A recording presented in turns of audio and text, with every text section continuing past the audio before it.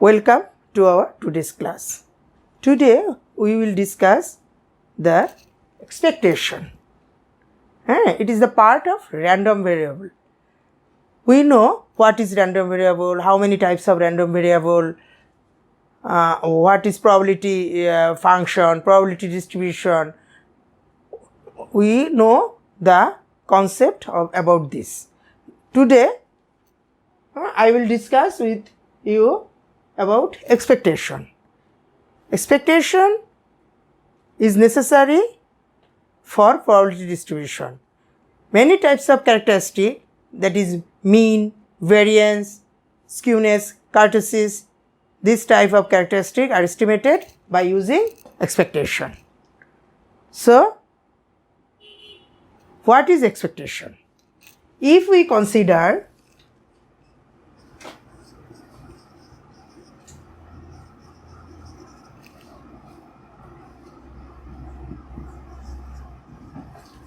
X is a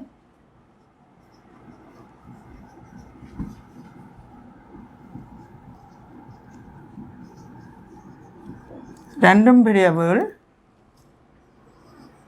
with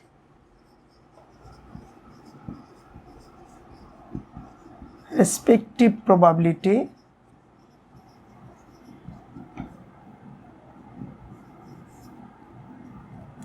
Px, then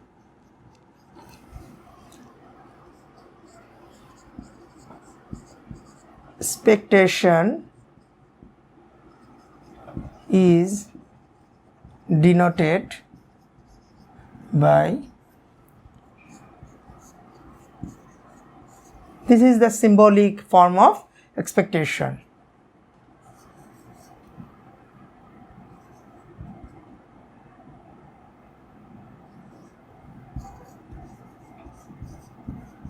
Sum of x px, where x equal to 0, 1, 2 up to n for discrete random variable.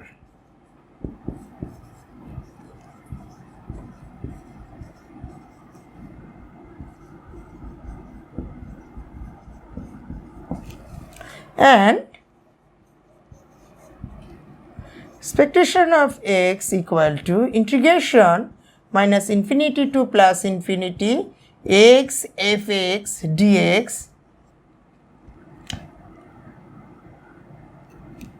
for continuous random variable.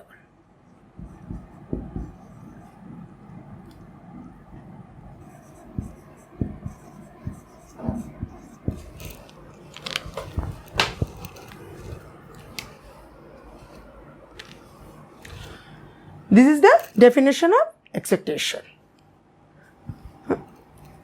Now, we consider an example to explain this definition. If x is a discrete random variable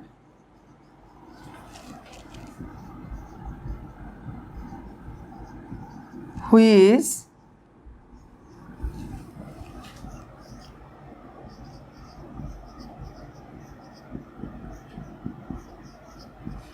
probability function Px equal to, suppose x by 15, where x equal to 1, 2, 3, 4, 5. Find expectation of x. Expectation of x plus 1.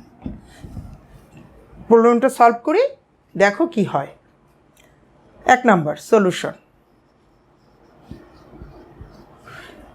1 নম্বরে আমরা 1 নম্বরে কি বের করতে বলেছে? Expectation of x. তো ঠিক আছে, এক্সপেকটেশনের সূত্র আমরা কি শিখেছি? Sum of x p x for discrete random variable. এটা আমার ডিসক্রিট র্যান্ডম ভেরিয়েবল, এটা আমার ডিসক্রিট র্যান্ডম ভেরিয়েবলের একটা প্রবাবিলিটি ফাংশন দেওয়া আছে এবং সেখান থেকে আমি এক্সপেকটেশনটা বের করব।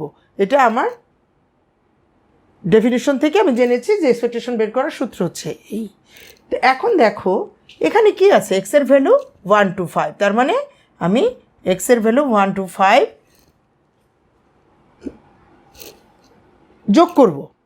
আচ্ছা দেখো এক্স কত, এখানে এক্সটি কি আছে, পিএক্স কত, পিএক্স আছে x/15, তাই না, এক্স ইকুয়াল টু 1 to 5। এখন দেখো যোগ করতে বলেছে, 5টা ভ্যালু আছে, আমরা নর্মালি যোগ করে দিতে পারছি। দেখো কিভাবে আমি লিখতে পারছি। আচ্ছা এখানে দেখো 15টা আবার একটা কনস্ট্যান্ট ভ্যালু, তাই না, তো এটাকে 1/15, 1/15কে কিন্তু আমি বাইরে নিয়ে আসতে পারি, নিয়ে আসলে আমার কি থাকে, সাম অফ এক্স পিএক্স, আইটার দিলাম না, এক্স ইকুয়াল টু 1 to 5। এখন দেখো 1/15কে আমি রেখে এটাকে আমি লিখতে পারি না, এক্সের বিভিন্ন মান বসিয়ে 1 into 1 প্লাস 2 into, একটু ভুল হলো, দেখো 1/15 আমি নিয়ে গেলে এখানেও এক্স থাকে, 2 into 2 plus 3 into 3 plus 4 into 4 plus 5 into 5, তাই তো থাকে। তাহলে দেখো এখানে কি থাকে, 1/15, এখানে থাকে 1 square, 2 square, 3 square, 4 square plus 5 square. একটু ভেঙে দেখালাম এই কারণে তোমাদের বোঝার সুবিধার জন্য, এত ভেঙে আসলে করতে হবে না, তোমরা যখন করবা আরও সংক্ষেপেই করতে পারবা। এখন কি দাঁড়ালো আমার এখানে, 1 প্লাস 4 প্লাস 9 প্লাস 16 প্লাস 25, 50, এখানে কত আসে দেখো 55 আসে, 1/15 ইন্টু, দেখা যাচ্ছে না, দেখো আমি একটু উপরের দিকে লিখি। আচ্ছা এই সাইডটাতে একটু লিখি, দেখো হয়ে যাবে আমার এখানে, হ্যাঁ এখান থেকে এসে কত হবে আমার, 1/15 ইন্টু এখানে আসবে 55, তাহলে কত থাকে 11, অর্থাৎ এই 11/3টা হচ্ছে আমার expectation of x equal two 11/3, expectation of x equal two 11/3, অর্থাৎ এই যে প্রবাবিলিটি ফাংশন আমাকে দিয়ে দিয়েছিল তার রেসপেক্টে আমি এক্সের ভ্যালুর কনসিডার করে আমি এক্সপেকটেশনটা বের করলাম, এক্সপেকটেশন অফ এক্স বের করলাম হলো 11/13। এই এক্সপেকটেশন এক্সটা আসলে কি, আসলে মিন। আমরা ইন্টারমিডিয়েটে বা 9-10 পর্যন্ত আমরা যে একটা জিনিস পড়েছি, আমরা ডিসপারশন পড়েছি, সেখানে আমরা ভেরিয়েন্স শিখেছি, অর্থাৎ ভেদাঙ্ক পড়েছি, গড় ব্যবধান পড়েছি, ওদিকে আমরা মিন পড়তে গিয়ে আমরা গাণিতিক গড় পড়েছি, আমরা জ্যামিতিক গড় পড়েছি, মিডিয়ান পড়েছি, মোট পড়েছি তো। এই গাণিতিক গড় বের করতে গেলে আমরা কি করেছি, আমরা তথ্য সারির মানগুলোকে যোগ করে টোটাল সংখ্যা দিয়ে ভাগ করেছি, সেইভাবে আমরা গাণিতিক গড় পেয়েছি না। এখন আমরা যখন প্রবাবিলিটি রিলেটেড র্যান্ডম ভেরিয়েবল নিয়ে কাজ করব, তখন কিন্তু ওই যে গাণিতিক গড়ের নিয়ম আমরা শিখে এসেছি, সেই গাণিতিক গড়ের নিয়ম দিয়ে আমরা গাণিতিক গড় বের করতে পারবো না। সেক্ষেত্রে আমাকে এক্সপেকটেশনের রুলস ফলো করতে হবে, অর্থাৎ এক্সপেকটেশন অফ এক্স হচ্ছে আমার গাণিতিক গড় র্যান্ডম ভেরিয়েবলের ক্ষেত্রে। সুতরাং তাহলে আমার এক্সপেকটেশনটা জরুরি, আমাকে জানতে হবে। এইভাবে হলে এক্সপেকটেশন বের করার নিয়ম। এখন দেখো আমি এখানে একটা লিখেছি এক্সপেকটেশন অফ এক্স প্লাস 1, এটা লেখার একটা উদ্দেশ্য আছে, পরবর্তীতে যখন ডিসকাস করব তখন বিষয়টা তোমাদের কাছে আরও ভালো সুন্দর করে ক্লিয়ার হয়ে যাবে।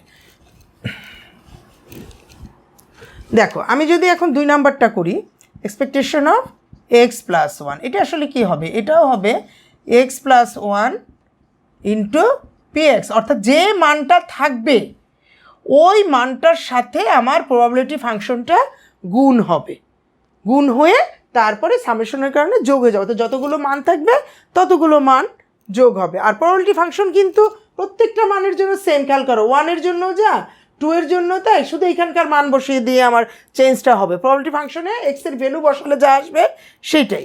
তো এই ক্ষেত্রে আমরা দেখো এখানেও বলছে এক্স ইকুয়াল টু 1 to 5, তাহলে আমরা কি করতে পারছি, দেখো আমরা লিখতে পারছি না sum of x equal to 1 to 5, এখানে আমি কি করলাম এক্স প্লাস 1 আর এখানে লিখলাম আমি x/15, আমার প্রবাবিলিটি ফাংশন ছিল x/15। আগের মতো আমি যদি আবার এখন x/1/15টাকে নিয়ে নিই, এটা একটা মানে কনস্ট্যান্ট ভ্যালু, আমি কনস্ট্যান্ট ভ্যালুটাকে রাখলাম না, তাহলে কি দাঁড়ালো আমার x + 1 into x, x equal to 1 to 5। সেই আগের মতো আবার আমি এখন যোগ করব। হ্যাঁ দেখো 1/15, এখানে আমার কত থাকে দেখো তুমি, 1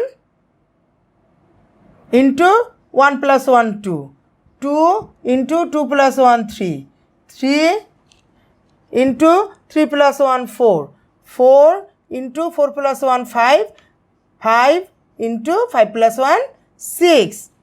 অর্থাৎ এক্সের বিভিন্ন মান বসিয়ে এই মানটা আমি পেলাম। তাহলে আমার কি থাকে 1/15, এখানে কত থাকে 2 + 6 + 12 + 20 + 30। আমি এগুলো যোগ করব, যোগ করে যে রেজাল্ট আসবে সেটাকে 15 দিয়ে ভাগ করলেই আমার টোটাল রেজাল্টটা চলে আসবে। দেখো এখানে আবার এখানে চলে আসি, 1/15 ইন্টু কত আসে 50, 68, 70।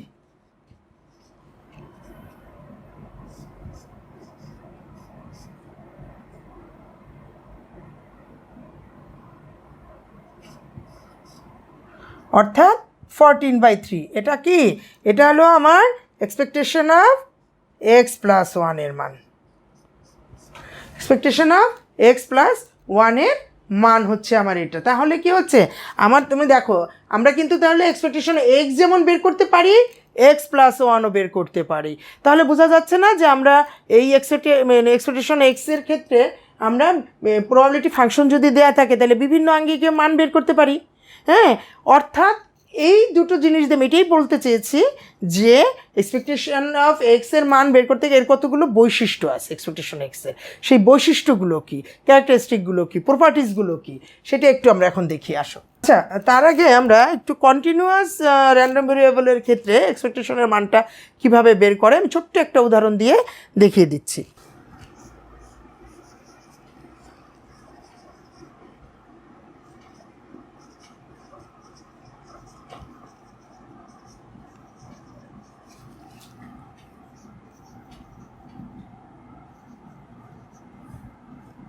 Continuous random variable x has the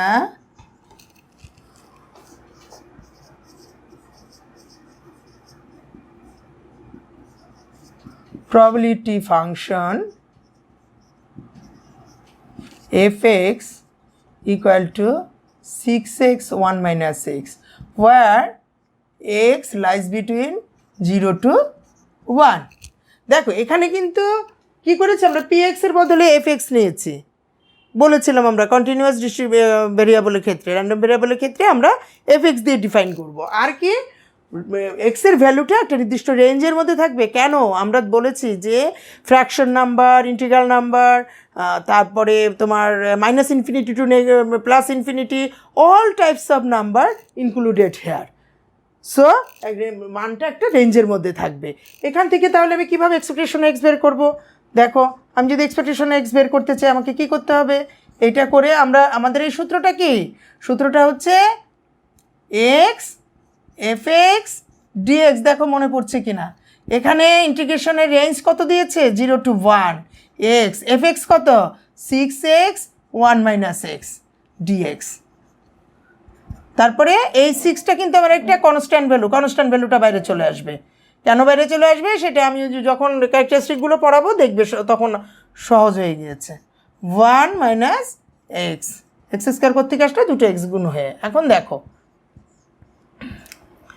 এখানে কি থাকছে, একটা থাকছে হলো x² dx, আরেকটা থাকছে x³ dx। ব্যাস 6 আছে এখানে। এখন দেখো এটা কী হবে, আমরা ইন্টিগ্রেশন সবাই পারি, x³/3 0 1 মাইনাস x⁴/4 0 1, এটা নতুন করে ব্যাখ্যা করার কিছু নেই। তাহলে কি দাঁড়ালো 6, এখানে 1/3 1 minus 0 কেমন করে আসে তোমরা নিশ্চয়ই সবাই সেটা জানো, 1 minus 0। আবার এখান থেকে আসলো 6 কত থাকে 1/3 মাইনাস 1/4 দুটো বিয়োগ করলে কত হবে দেখো 1/12 অর্থাৎ হাফ। এক্ষেত্রে আমি কত পেলাম continuous random variable expectation x এই এক্সাম্পল থেকে আমি হাফ পেলাম এক্সপেকটেশন অফ এক্স, অর্থাৎ আমি কন্টিনিউয়াস র্যান্ডম ভেরিয়েবলের ক্ষেত্রেও এক্সপেকটেশন বের করতে পারছি, ডিসক্রিট র্যান্ডম ভেরিয়েবলের ক্ষেত্রেও এক্সপেকটেশন বের করতে পারছি। এখন আসো আমরা এর প্রপার্টিসগুলো একটু জেনে নিই। Let X is a random variable,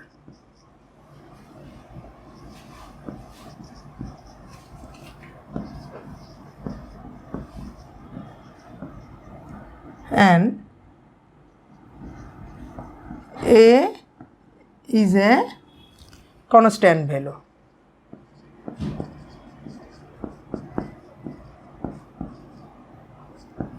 Now দেখো প্রথম শর্ত expectation of A where A is constant, একটি কনস্ট্যান্ট ভ্যালুর এক্সপেকটেশন ওই কনস্ট্যান্ট ভ্যালু হবে, কারণ আমরা জানি এক্সপেকটেশন র্যান্ডম ভেরিয়েবল নিয়ে কাজ করে। হ্যাঁ, একটা কনস্ট্যান্ট ভ্যালুর তো সে তো আর ভেরিয়েবল না, সে কনস্ট্যান্ট। সুতরাং একটা কনস্ট্যান্ট ভ্যালুর যদি আমি এক্সপেকটেশন করি ওই ভ্যালুটাই থেকে যাবে, এখানে কোনো চেঞ্জ নেই। আমরা করেছি দেখো 6কে বাইরে নিয়ে আসতে পেরেছি, 15কে বাইরে 1/15কে বাইরে নিয়ে আসতে পেরেছি ফর কনস্ট্যান্ট ভ্যালু। আচ্ছা 2 নম্বরে আসো এক্সপেকটেশন অফ এ এক্স, একটা র্যান্ডম ভেরিয়েবলের সাথে যখন একটা কনস্ট্যান্ট ভ্যালু গুণ আকারে থাকে তখন তার অবস্থাটা কি দাঁড়ায় এক্সপেকটেশনে, তখন তার অবস্থাটা দাঁড়ায় কনস্ট্যান্ট ভ্যালুটা বাইরে চলে আসবে আর র্যান্ডম ভেরিয়েবলের এক্সপেকটেশন হবে। 3 নম্বরে আসো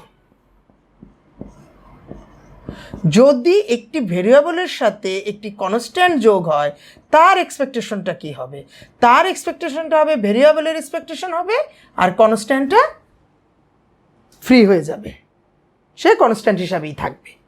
4 নম্বরে আসো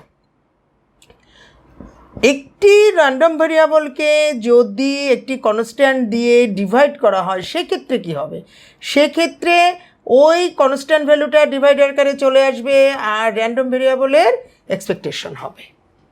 এই জিনিসগুলো একটু জানার প্রয়োজনীয়তা রয়েছে। যদি এরকম থাকে যে একটি কনস্ট্যান্ট ভ্যালুর সাথে একটি ভেরিয়েবল গুণ আকারে থাকে এবং আরেকটি কনস্ট্যান্ট ভ্যালু যোগ আকারে থাকে, অর্থাৎ এক্স প্লাস বি, এখানে এ এবং বি দুটোই কনস্ট্যান্ট ভ্যালু, সেক্ষেত্রে কি হবে, সেক্ষেত্রে এই কনস্ট্যান্টটা বাইরে চলে আসবে, এক্সের এক্সপেকটেশন হবে ভেরিয়েবলের আর কনস্ট্যান্ট ভ্যালুটা কনস্ট্যান্ট ভ্যালুই থাকবে।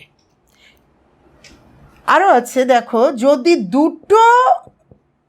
দুটো ভেরিয়েবল হয় x1 প্লাস x2, দুটো র্যান্ডম ভেরিয়েবল একসাথে রান করে তার এক্সপেকটেশন কি হবে, আলাদা আলাদা করে হবে যেহেতু তারা দুটাই ভেরিয়েবল। এগুলো লাগবে হলো পরবর্তীতে যখন প্রবলেম সলভ করবে তখন। হ্যাঁ, এই লজিকগুলো যদি মাথায় রাখতে পারে তখন প্রবলেম সলভ করতে গেলে বিষয়টা অনেক সহজ হয়ে যাবে। তারপরে দেখো যদি এরকম থাকে ডিভাইড আকারে থাকে x1 বাই x2, তাহলে কি হবে, তাহলে হবে expectation of x1 expectation of x2 হলো।